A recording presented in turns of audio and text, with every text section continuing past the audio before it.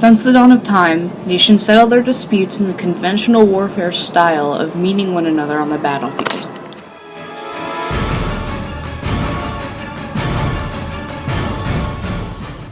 This conventional style remained prominent up into the 20th century, even into World War I and World War II. World War I, a war that was much like its predecessors in the sense of warfare and tactics, marked the beginning of a change as new styles of weapons were developed and the Soviet Union came into being.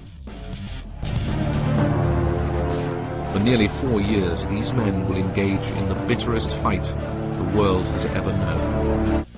In the beginning, World War I was fought in the conventional warfare style, which gave little regard to the advancements in weaponry.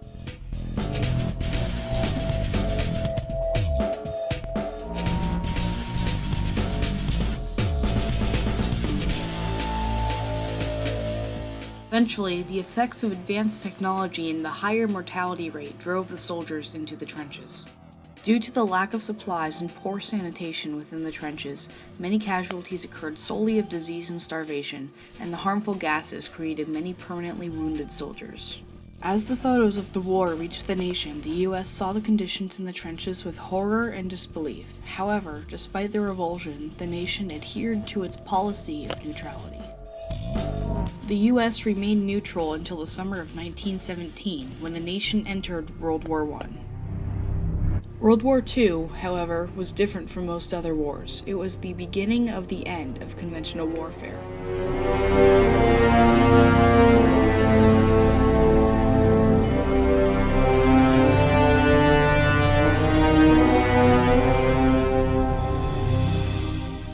The U.S. successfully detonated its first atomic bomb in the last year of World War II. Quickly, the nation realized the power that it had been given.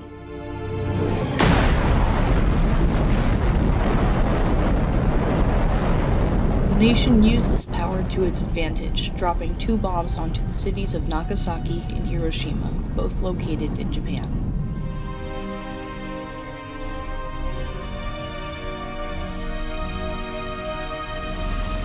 Quickly, Stalin issued for the creation of an atomic bomb, willing to offer large sums of government money.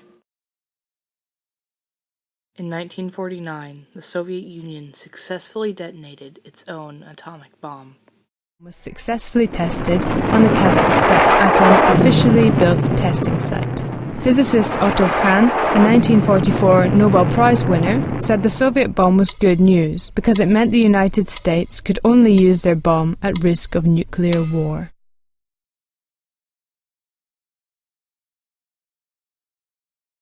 The beginning of a new era was here.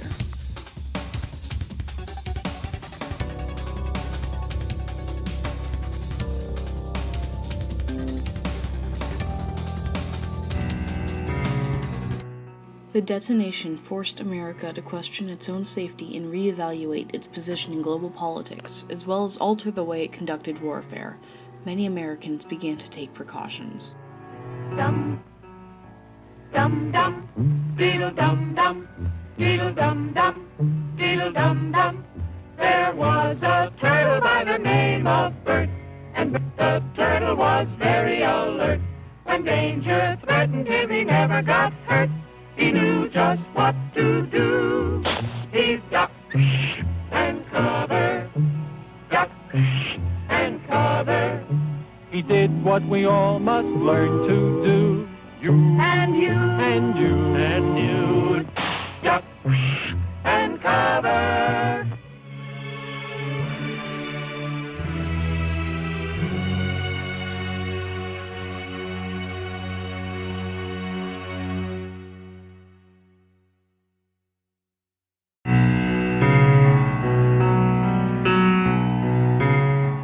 It would be fear of retaliation and destruction that would keep the U.S. from engaging nations with nuclear weapons directly.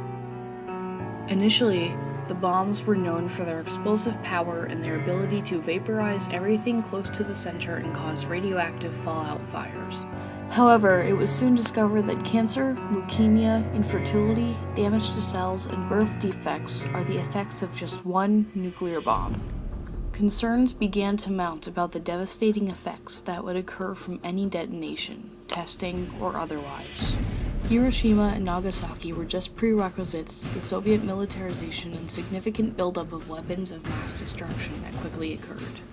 The United States, fearing Soviet domination, responded by establishing NATO and passing NSC 68 in Congress in order to protect itself and its allies from the communist threat.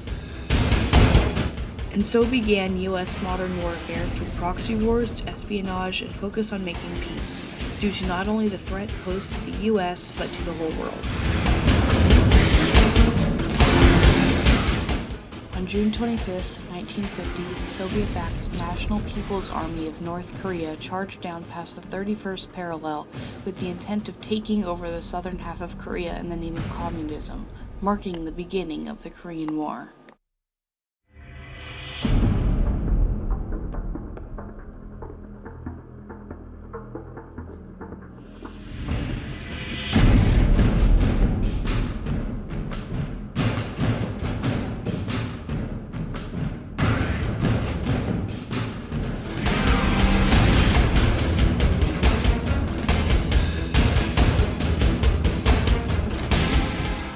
The U.S. and her citizens saw the conflict as a war against communism itself.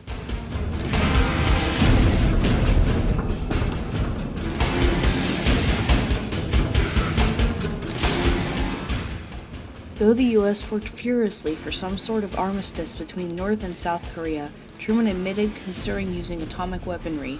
However, he was stopped when the British Prime Minister expressed the world's opposition. From the very beginning, no one was sure whether atomic weaponry would serve its purpose as a decisive weapon against peasant armies. This policy of proxy wars between the US and the USSR became frequent as advancements in nuclear weaponry were made. 8 years later, the US turned to using espionage in an attempt to rid its neighbor, Cuba, of communism.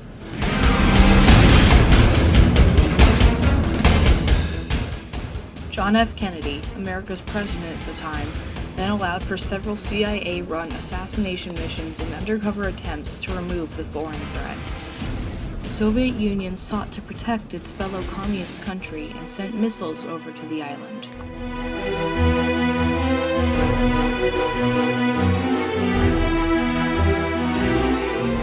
On the brink of war, both leaders acknowledged that something must be done to defuse the situation.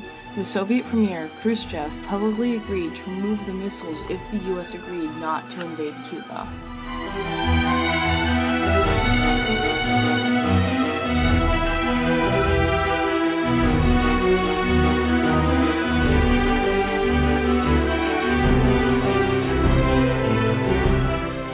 With this pattern of using policies to prevent any possible nuclear conflict established, several new acts and negotiations followed suit.